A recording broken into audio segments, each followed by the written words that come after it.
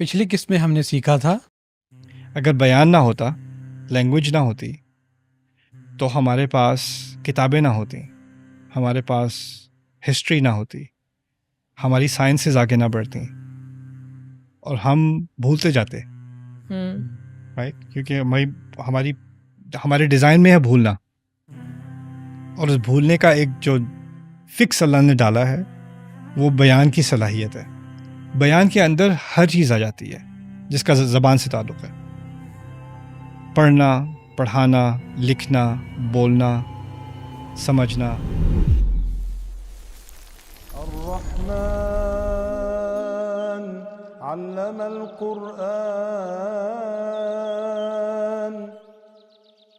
قرآن کو سمجھنے کا ایک نیا انداز، جہاں آپ آیت کے الفاظ سے لے کر اس کے معنی، تدبر اور گہرائی تک سفر کرتے ہیں، اور قرآن سے تعلق آپ کا اپنی مطابق اور مستقل رہتا ہے۔ مختصر اور واضح تشریح جس سے آپ پڑھ بھی سکتے ہیں اور سن بھی سکتے ہیں۔ کسی بھی آیت کے بارے میں سیدھا سوال کیجیے اور استاد نعمان کے ساتھ قرآن کو مختلف زبانوں میں گہرائی کے ساتھ سمجھیے۔ تو آج ہی ڈاؤن لوڈ کریں revealed.bayinatv.com۔ بسم اللہ والصلاۃ والسلام علی رسول اللہ وعلی آلہ وصحبہ اجمعین۔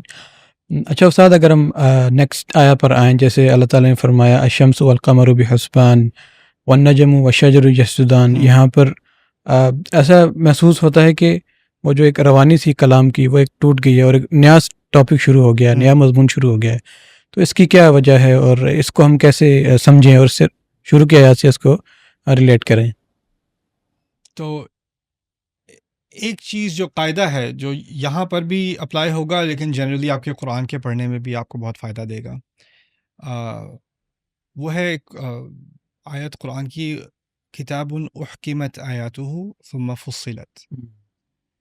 اللہ تعالیٰ نے احکام عربی میں کہتے ہیں سینے کو۔ تو اللہ تعالیٰ کہتے ہیں کہ ایسی کتاب جس کی آیات کو آپس میں پرویا گیا ہے، سیا گیا ہے، جوڑا گیا ہے۔ اور پھر اللہ تعالیٰ خود کہتے ہیں وَيُعَلِّمُكُم مَا لَمْ تَكُونُوا تَعْلَمُونَ، وہ تمہیں ایسی چیز سکھاتا ہے جو تم خود نہیں جان سکتے تھے۔ اب انسان کی لاجک ایک طرح سے کام کرتی ہے، ایک کے بعد دو آتا ہے، دو کے بعد تین آتا ہے، تین کے بعد چار آتا ہے، ٹھیک ہے؟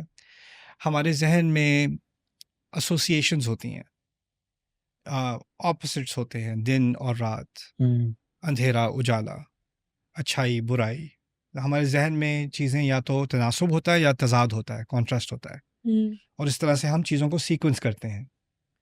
اسی طرح کتابوں میں جو ایک چیپٹر ہے اس کا ایک ٹائٹل ہوتا ہے، اور پھر اس میں جو سبجیکٹ میٹر آتا ہے اس کا تعلق اس ٹائٹل سے ہوتا ہے، اور ایک جوڑ ہوتا ہے ان تمام سبجیکٹس میں، وہ ایک ہی طرف کی بات کر رہے ہوتے ہیں۔ آپ کو کسی فزکس کے چیپٹر میں بایولوجی نہیں ملے گی، ان ریلیٹڈ ہے، آپ نے ایک ڈٹرمن کر لیا کہ یہ سبجیکٹ یہ ہے۔ قرآن نے ہمیں وہ چیزیں سکھائی ہیں، وہ خود قرآن کا کلیم ہے، اس کا اپنا دعویٰ ہے کہ قرآن وہ چیزیں سکھاتا ہے جو ہم خود نہیں جان سکتے تھے۔ اس کا ایک حصہ یہ ہے کہ قرآن ایسی چیزوں کو جوڑتا ہے جو ہمارا ذہن نہیں جوڑ سکتا تھا۔ ہمارے ذہن میں جو جس طرح سے چیزیں جڑتی ہیں نا، وہ ایک ہماری اپنی لاجک ہے جو ہماری دنیا کی ایکسپیرینس سے بنی ہے، رائٹ؟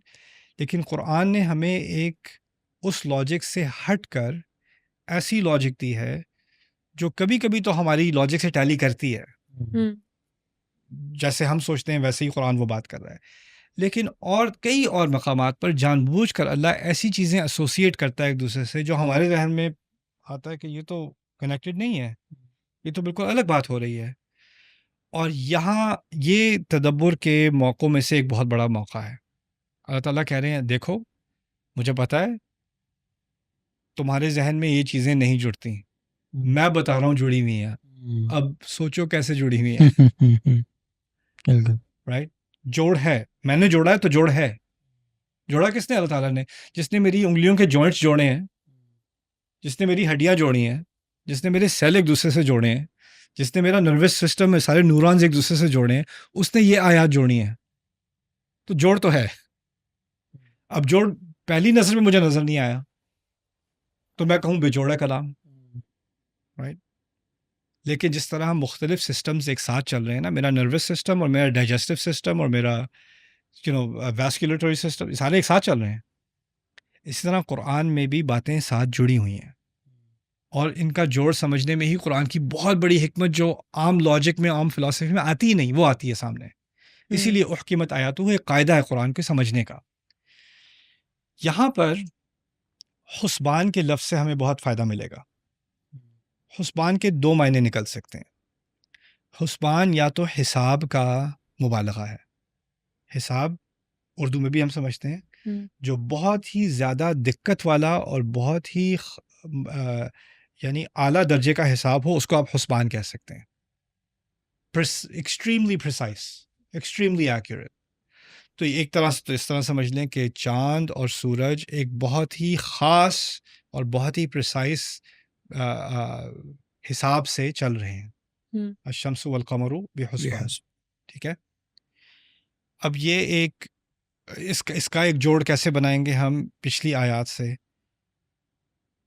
چاند اور سورج اصل میں ہماری زندگی کی گھڑی اور اس کا کیلنڈر ہے.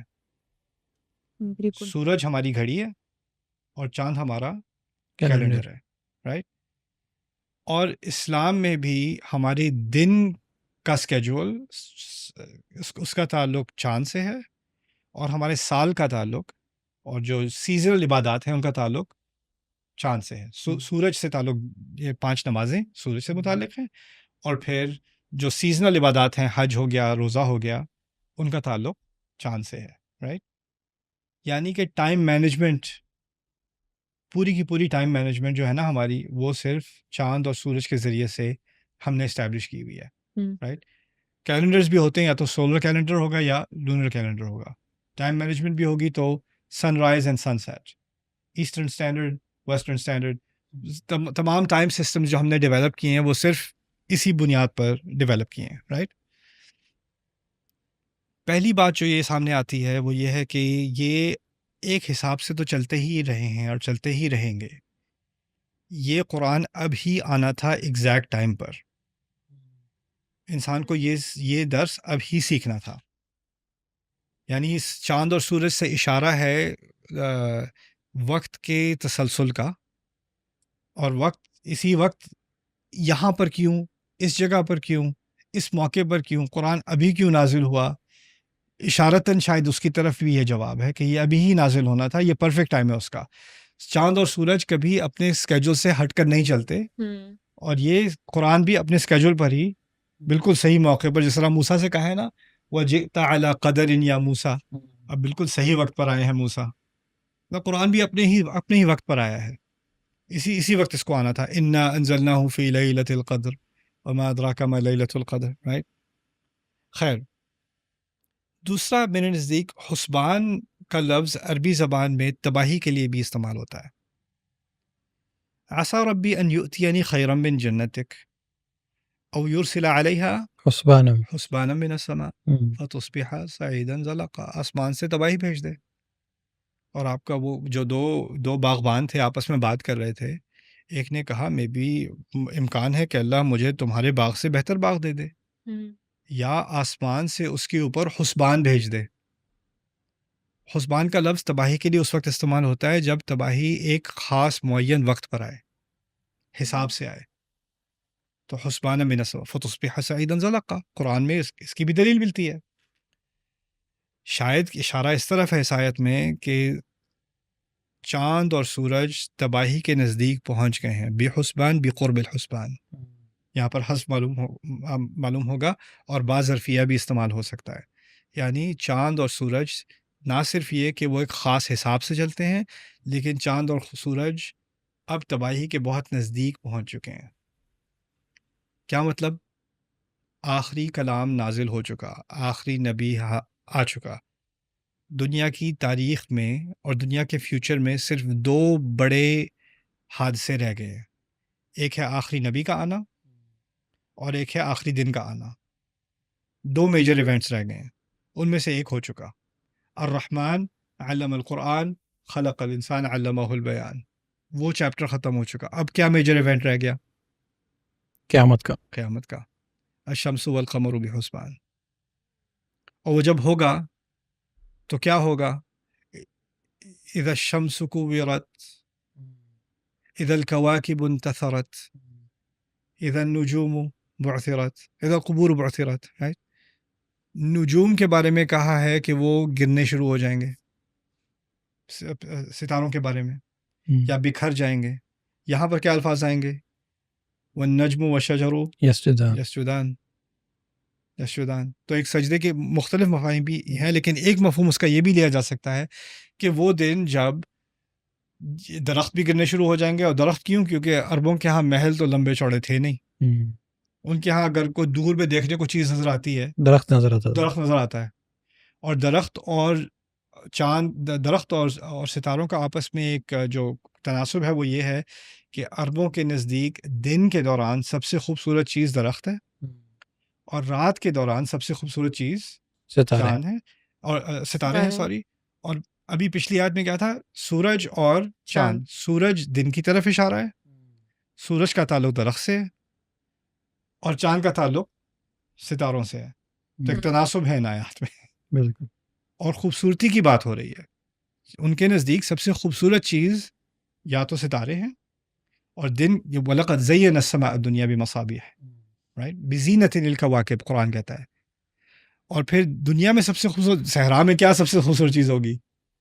درخت، رائٹ. اسی لیے جنت میں بار بار درختوں کا ذکر ہے عرب کے لیے خاص، اور یہاں پر بھی بعد میں جا کر ان درختوں کا ذکر آئے گا، ذواتا افنان، اور اس طرح کی بات آئے گی. تو جو چیزیں تمہاری دنیا میں خوبصورت تھیں وہ بھی غائب ہونے کو ہیں، رائٹ. تو اس طرح سے ایک ریڈنگ ان آیات کی ایسے بھی ہو سکتی ہے. دوسری طرف یہ ہے کہ اللہ تعالیٰ نے یہاں پر ہمیں انسان کو، اگر وہ اس اشارے کو نہ بھی سمجھے اور وہ سمجھے کہ جنرل بات ہو رہی ہے کہ چاند اور سورج ایک خاص کیلکولیشن سے چلتے ہیں، اور یہ سجدے کی بات اس طرح ہے کہ جو درخت ہے نا وہ نیچے کی طرف مائل ہوتا ہے، اور اس کا جو سایہ ہے وہ بھی پھیلتا ہے، اور اس کی جو شیپ ہوتی ہے جتنا وہ پھیلتا ہے اس کی شیپ اس طرح آرچز بنتے ہیں، اس کی برانچز کے آرچز بنتے ہیں جس طرح سجدے کی شیپ ہوتی ہے. اگر آپ کوئی ٹائم لیپس کیمرہ دیکھیں ستاروں کی موومنٹ کا، تو آپ کو کیا دیکھے گا؟ وہ نیچے گر رہی ہے، آرچ بن رہی ہے، رائٹ. اور وہ آرچ عرب بہت غور سے آبزرو کرتے تھے. ان کا پورا ایک جانرا تھا شاعری کا جس کا تعلق صرف ستاروں کی موومنٹ کے ساتھ تھا، جس کا میں نے تفصیلی ذکر کیا سورۃ النجم کے دروس میں. تو ستاروں کے انہوں نے خاص ستاروں کے نام دیے ہوئے تھے. ان کے بارے میں وہ ایسے بات کرتے تھے جیسے آج کل لوگ کسی فٹ بال پلیئر کے بارے میں یا کرکٹ کے پلیئر کے بارے میں بات کرتے ہیں نا، ایسی ریفرنس کرتے ہیں سیلیبریٹیز کو. ان کے ہاں سیلیبریٹیز ستارے بھی تھے، اس طرح سے وہ بات کرتے تھے. تو جب قرآن نے درخت اور ستاروں کی امیجری کی جو بات کی ہے نا اس آیت میں، ایک تو اس کا تعلق نجم و شجر کے ساتھ ہے، دوسرا ان چیزوں کا تعلق عرب کے کلچر کے ساتھ ہے. ان کے ہاں کن چیزوں کی اہمیت اور خوبصورتی تھی. آلسو درخت لینڈ مارک تھا، اور لینڈ مارک کیا ہوتا ہے؟ وہ فلانے درخت تک پہنچ جانا. درخت اتنے زیادہ تو ہے نہیں، ٹھیک ہے. اور ستارے ان کو ہدایت دیتے ہیں صحرا میں جانے کے لیے. وہ بالنجم ہم مہتدون، ستاروں کے ذریعے سے وہ اپنا رستہ ڈھونڈتے ہیں. ستاروں کے ذریعے سے آج کل بھی ہم نیویگیشن سسٹمس ہمارے ستاروں پر بیسڈ ہیں. اور سمندر میں بھی اگر آپ کسی پائلٹ سے بات کریں اور پوچھیں کہ اگر آپ کا نیویگیشن سسٹم فیل ہو جائے تو آپ کیا کرتے ہیں؟ کہتے ہیں ہم ستاروں کو دیکھتے ہیں، ان کی ٹریننگ ہے یہی. تو آج تک انسان کی جو ہمارا سینس آف ڈائریکشن ہے وہ یا تو ستاروں سے آتا ہے یا لینڈ مارک سے آتا ہے. تو ان کا لینڈ مارک کیا تھا؟ درخت. اور ان کا ستاروں کا گائیڈ کیا تھا؟ وہ یعنی آسمان کا گائیڈ کیا تھا؟ ستارے. کانٹیکسٹ کیا ہے کہ قرآن ہدایت ہے، قرآن ہدایت ہے، اور تمہاری ہدایت دینے والی چیزیں بھی ہدایت فالو کرتی ہیں، سجدے میں جاتی ہیں، ہیوملٹی دکھاتی ہیں. تو ایک ادبی تسلسل ہے یہاں پر ان دو چیزوں کے درمیان. آخری بات یہ ہے کہ یہ چیزیں دیکھنے کی ہیں، درخت دیکھنے کی چیز ہے اور ستارہ دیکھنے کی چیز ہے، لیکن قرآن دیکھنے کی چیز نہیں ہے، قرآن سننے کی چیز ہے. انسان کو بیان سکھایا ہے، لیکن دیکھنا تو کتے کو بھی سکھایا ہے، دیکھنا تو سانپ کو بھی سکھایا ہے. جو انسان ہے وہ بات سن کر پیغام کو سمجھ کر قبول کر سکتا ہے، لیکن اگر اس نے اس صلاحیت کو چھوڑ دیا تو وہ پھر چیزوں کو ٹھیک سے بھی نہیں دیکھ سکتا، اس کی دیکھنے کی صلاحیت بھی کم ہو جاتی ہے. جس کی سننے کی صلاحیت خراب ہو گئی اس کی دیکھنے کی صلاحیت بھی خراب ہو جاتی ہے. کیا مقصد ہے کہ تمہیں تو نظر ہی نہیں آتا کہ یہ سجدے بھی یہ ستارے بھی سجدہ کر رہے ہیں، یہ درخت بھی سجدہ کر رہے ہیں. تمہیں تو یہ نظر ہی نہیں آتا کہ یہ جو چاند اور یہ ستارے تم روز دیکھتے ہو یہ ایک حساب سے چل رہے ہیں. تم اس بارے میں تمہیں یہ دکھتا ہی نہیں ہے. یعنی تم دیکھتے ہو اور دیکھنے کے ساتھ ساتھ اندھے ہو. لہم اعین لا یبصرون بہا، آنکھیں تو ہیں دیکھتے نہیں ہیں. تو اللہ تعالیٰ اب وہ آنکھیں کھول رہا ہے. پہلے تو کان کھولنے کے لیے قرآن ہے، اب مخلوق کے لیے آنکھیں کھولنی پڑیں گی کہ میں تو پہلے دیکھ رہا تھا لیکن اس نظر سے میں نے پہلے نہیں دیکھا. میں نے نہیں دیکھا کہ درخت بھی سجدہ کرتا ہے، ستارے بھی سجدے کر رہے ہیں. رائٹ؟ درخت کے سیزنز ہوتے ہیں. درخت پر ایک وقت آتا ہے کہ وہ چلے جاتے ہیں. ستاروں کے سیزنز ہوتے ہیں، وہ موو کر جاتے ہیں، غائب ہو جاتے ہیں. تمہارے ارد گرد سب سے خوبصورت چیزیں غائب ہو رہی ہیں اور تمہیں یہی خیال نہیں آتا کہ تم بھی غائب ہونے والے ہو. تم آخرت کی طرف بڑھ رہے ہو. سجدہ کیا ہے آخر میں؟ سجدہ گرنا ہے، سجدہ نیچے کی طرف جانا ہے. اور سجدے میں ہم زمین سے قریب تر ہوتے ہیں. انسان کی حقیقت کیا ہے؟ آخر میں اس نے زمین کے اندر ہی ہونا ہے نا. سجدے میں ہم اپنی قبر کو سلام کر رہے ہوتے ہیں، اس طرح لگتا ہے. رائٹ؟ پورا مقصد ہی یہی ہے. اور اللہ تعالیٰ بڑی عمر میں کیا کہتا ہے انسان سے؟ وَمَن نُعَمِّرْهُ نُنَكِّسْهُ فِي الْخَلْقِ، جس کو ہم بڑی عمر دیتے ہیں اس کو ہم خلق میں پیچھے لے جاتے ہیں. کیا مطلب ہے؟ اس کی کمر ٹیڑھی ہوتی ہے، وہ اس کی نظریں ہمیشہ کہاں رہتی ہیں؟ زمین پہ، نیچے، اپنی قبر پہ. اپنی قبر پہ. تو سجدے سے مراد انسان کی صرف اس کی ہیوملٹی نہیں ہے بلکہ اس کی فنا بھی ہے. اور تمہارے ارد گرد ہر چیز فنا کی طرف اشارہ کر رہی ہے. تو تمہیں کیوں احساس نہیں آ رہا کہ تمہارے پاس ایک لمیٹڈ ٹائم ہے کہ تم یہ قرآن سیکھ لو؟ Time is running out and everything around you is going out of season. سبحان اللہ. اور ان مثالوں سے مجھے یہ بھی لگتا ہے کہ اللہ تعالیٰ کے سکھانے کا انداز کیا ہے. جیسے اس طرح کی مثالیں دے کے انسان کا ذہن نہیں جاتا، لیکن اللہ تعالیٰ ایسی مثالیں دے کے آپ کو کچھ ایسی چیز سکھانا چاہ رہا ہے، وہ اس میں اس کی رحمت بھی نظر آتی ہے. آپ کا ذہن کھول رہا ہے نا، آپ کا پرسپیکٹو بدل رہا ہے. اب آپ ستاروں کو اس طرح نہیں دیکھتے، اب آپ درخت کو اس طرح نہیں دیکھتے. آپ کو ایک ایسی چیز نظر آنی شروع ہو جاتی ہے جو پہلے نظر نہیں آ رہی تھی. یہی تدبر کا کمال ہے. قرآن نے ان عام چیزوں کو ایک روحانی شکل دے دی. آپ ڈرائیو کر رہے ہیں، آپ کے پاس سے ایک درخت گزرا ہے، اوکے درخت گزرا ہے، کیا فرق پڑتا ہے؟ اب رات کو ڈرائیو کر رہے ہیں، اوپر چاند پہ ستارے ہیں اور چاند اور ستارے ہیں اوپر، اوکے چاند اور ستارے ہیں. لیکن قرآن پڑھنے والے کے لیے وہ چاند ستارے بھی خطبہ بن گئے، وہ درخت بھی ایک حلقہ بن گیا. اس کا پرسپیکٹو پوری طرح چینج ہو گیا. اور یہ اللہ کی رحمت ہے کہ قرآن کیا کرتا ہے؟ جب انسان قرآن سیکھ لیتا ہے، واقعی میں سیکھ لیتا ہے، تو اس کا ہر چیز کے بارے میں پرسپیکٹو بدل جاتا ہے، حقیقت کے بارے میں. ویسے استاد الشمس والقمر بحسبان میں سمجھ آ رہی تھی شمس اور قمر، لیکن جب نجم اور شجر ان کی تھوڑی نا جوڑ بے تکی لگ رہی تھی، آپ نے ایکسپلین کر لیا، تو اس پہ میں نے سوچا تھوڑا پڑھا بھی، تو ان کی ایون اسٹرکچر میں بھی سملرٹی ہے. فریکٹل برانچنگ دونوں کی ہوتی ہے. جیسے شجر ہوتے ہیں ان کی آپ دیکھیں وہ ٹہنیاں ہوتی ہیں، شاخیں ہوتی ہیں، ٹہنیاں ہوتی ہیں، وہ ایسے ہو کے ایک اسٹرکچر ریپیٹ ہو کے ایک پیٹرن میں بنتا ہے.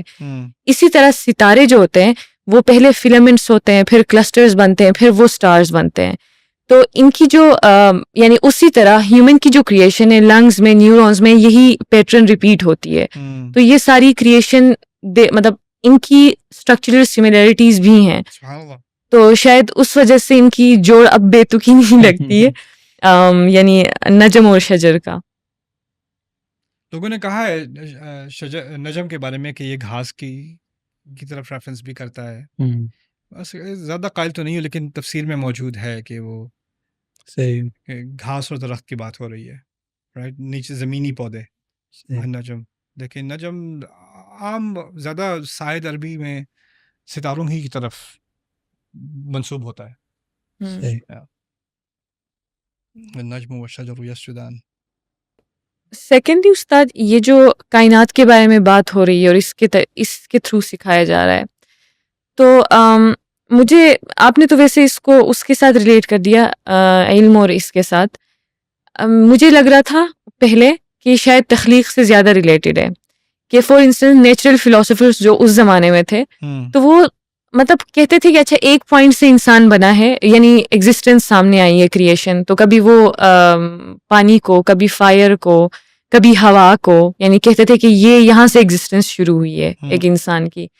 تو شاید یہاں پہ اللہ تعالیٰ، مجھے نہیں پتا ڈائریکٹلی انٹرٹین کر بھی کرتے ہیں یا نہیں یہاں پہ، لیکن وہ شاید ان سوالات کو بھی کہیں نہ کہیں انٹرٹین کر رہے ہیں، ہیومن کی ایگزسٹنس یا تخلیق کو، اس کائنات کے بارے میں بتا کر کہ how everything is interrelated, اور ساری اس ایگزسٹنس میں اپنا پارٹ پلے کر رہے ہیں، رول پلے کر رہے ہیں.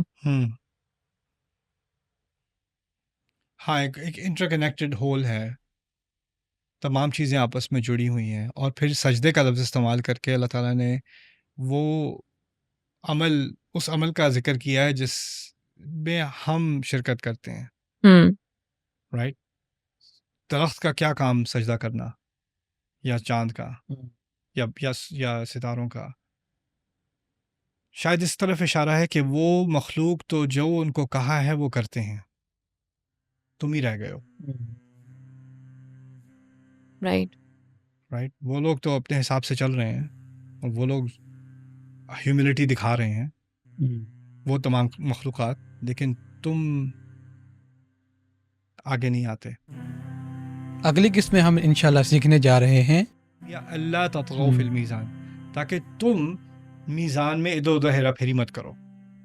یعنی ہم آسمان کو دیکھ رہے ہیں، کوئی دکاندار ہے وہ آسمان کو دیکھ رہا ہے، اور تعالیٰ کہہ رہے ہیں یہ آسمان کو دیکھا، اچھا آپ ترازو میں ذرا گڑبڑ مت کرنا. یعنی کیونکہ میں نے یہ قواعد آسمان میں برقرار رکھے ہیں، وہی سب سے بڑی دلیل ہے، وہی سب سے بڑی علت ہے کہ تم اس کو زمین میں برقرار رکھو.